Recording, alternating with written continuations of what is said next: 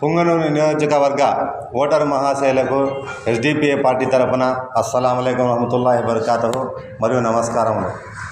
ఈరోజు Punganur SDPI party వేసిన 3 నామినేషన్లను ఎన్నికల అధికారి విజయవంతంగా పాస్ చేయడం జరిగింది.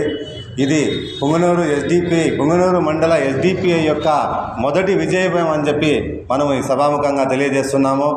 పుంగనూరు యొక్క నియోజకవర్గ ప్రజలందరూ కలిసికట్టుగా మా యొక్క ఎస్డిపిఐ క్యాండిడేట్కి మీ అమూల్యమైన ఓటును వేసి అఖండ మెజారిటీతో గెలిపించాలని చెప్పి మనం ఎస్డిపిఐ పార్టీ తరఫున తెలియజేసుకుంటున్నాము.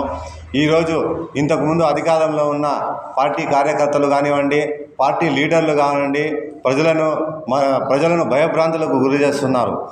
అదేమంటే ఎవరైనా కానీ ఎస్డిపిఐకి ఓటేస్తే వాళ్ళకి తెలిసిపోతుంది, మీ పథకాలను కట్ అయిపోతాయి, మీ ఇంటి పన్నులను పెంచేస్తాము, మిమ్మల్ని కేసున బారి పెట్టి మేము గురి చేస్తాము, తర్వాత మీ ఉన్న అంగిళ్లను ఖాళీ చేపిస్తాము అని చెప్పి ఇటువంటి మాటలు చెప్పి ప్రజలకు భయభ్రాంతులకు గురి చేస్తున్నారు.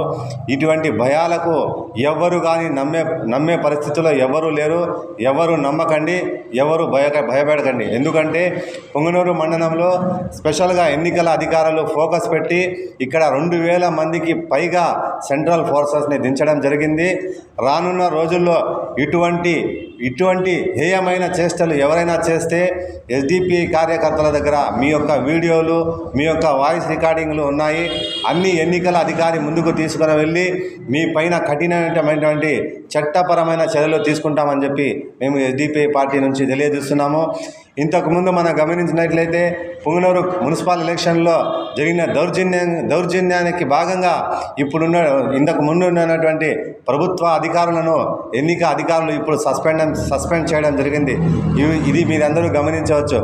ఎవరి కానీ ఎస్డిపిఐ పార్టీకి కానీ ఇంకో పార్టీకి కానీ ఓటు వేస్తే ఎవరికి కానీ మీరు వేసిన ఓటు తెలియదు. ఇది మనకు ముమ్మాటికి తెలిసిన విషయమే.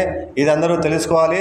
రానున్న రోజుల్లో ప్రజలందరూ కలిసి కట్టుగా ఇటువంటి దౌర్జన్య పరులను మనము మన మండలం నుంచి, మన జిల్లా నుంచి, మన ఆంధ్రప్రదేశ్ నుంచి తరిమేయాలని చెప్పి మేము ఎస్డిపిఐ పార్టీ నుంచి పుంగనూరు ఓటర్ల మహాశైలకు సహృదయంగా కోరుకుంటున్నాము.